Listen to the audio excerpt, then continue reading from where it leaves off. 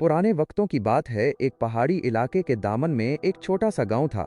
उस गांव में एक बूढ़ा फकीर रहता था जिसे सब लोग बाबा खैरदीन कहते थे। बाबा खैरदीन निहायत नेक, सादा दिल और साबिर इंसान था। वो रोज सुबह जंगल के किनारे बैठता, अल्लाह का जिक्र करता और जो थोड़ा बहुत लोग दे देते उसी पर गुजारा करता। और उसके पास ना घर था, ना कोई रिश्तेदार, ना कोई मालो दौलत, लेकिन दिल बहुत गनी था।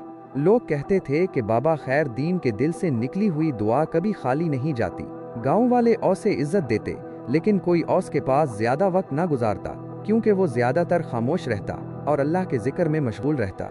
एक रात जब आसमान पर गहरे बादल छाए हुए थे और ठंडी हवाएं चल रही थीं, बाबा खैरदीन मामूल के मुताबिक एक दरख्त के नीचे चटाई बिछाकर लेट गया। अचानक औसे किसी के रोने की आवाज आई। वो चौंक गया।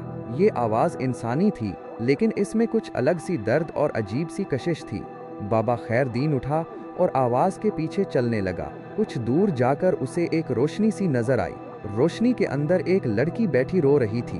वो गैर मामूली तौर पर खूबसूरत थी और उसकी आंखों से मोतियों जैसे आंसू बह रहे थे और उसके लिबास चमक रहे थे जैसे किसी और ही दुनिया की मखलूक हो। बाबा खैरदीन ने नरमी से पूछा, बेटी तुम कौन हो और इस सुनसान जगह पर क्या कर रही हो? लड़की ने सर उठाया और धीमी आवाज में कहा, मैं परी हूँ, आसमानी वादियों की रहने वाली। मेरा नाम नूरी है। मुझे एक गलती की सजा मिली है और मुझे जमीन पर भेज दिया गया है। बाबा खैरदीन ने हैरत से पूछा, कैसी गलती? नूरी ने बताया, मैंने एक इंसान की मदद की जो हमारी दुनिया के असूलों के खिलाफ है। परियों की मलका ने मुझे सजा के तौर पर जमीन पर कैद कर दिया है। जब तक कोई नेक दिल इंसान अपनी ख्वाहिश के बगैर मेरी मदद ना करे, मैं वापस नहीं जा सकती।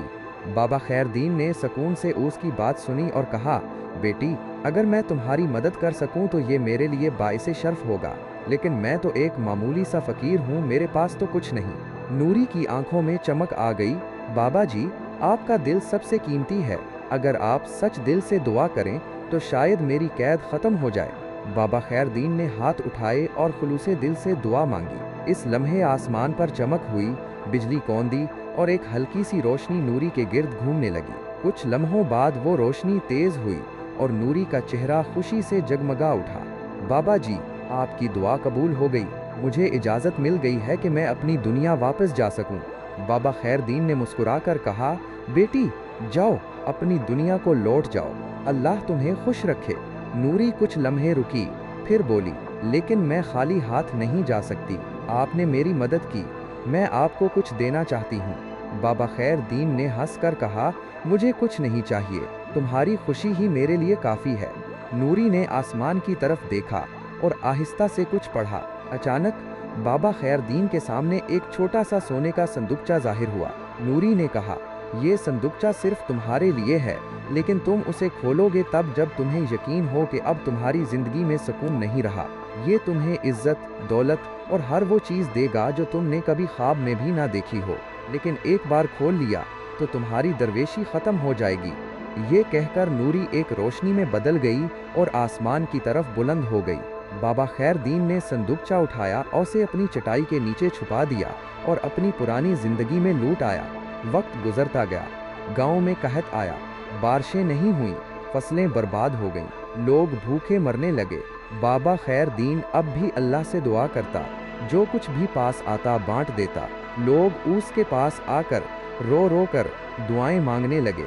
एक दिन एक यतीम लड़की जो फाकों से मरने के करीब थी, बाबा के पास आई और कहा, बाबा जी, मेरी माँ भी मर गई, बाप पहले ही नहीं था, मैं कहाँ जाऊँ? बाबा खैरदीन की आंखों में आंसू आ गए। औसे याद आया वो संदूकचा, लेकिन औसे अपनी दरवेशी अजीज थी।